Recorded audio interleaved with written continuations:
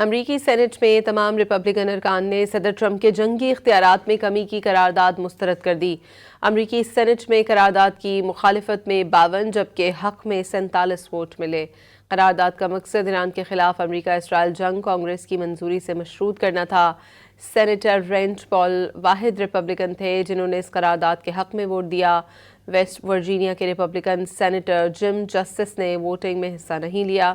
یہ اس سال چوتھی بار ڈیموکریٹس نے اس نوعیت کی قرارداد ووٹنگ کے لیے پیش کی، لیکن ہر بار ریپبلکن مخالفت کے باعث ناکامی کا سامنا رہا۔ واحد ڈیموکریٹ جس نے مخالفت میں ووٹ دیا وہ پینسلوینیا کے سینیٹر جان فیئرمین تھے۔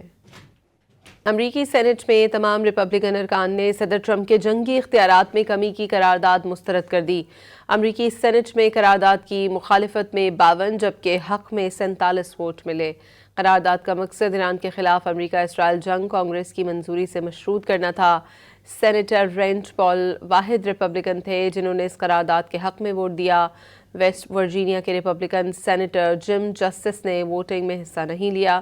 یہ اس سال چوتھی بار ڈیموکریٹس نے اس نوعیت کی قرارداد ووٹنگ کے لیے پیش کی، لیکن ہر بار ریپبلکن مخالفت کے باعث ناکامی کا سامنا رہا۔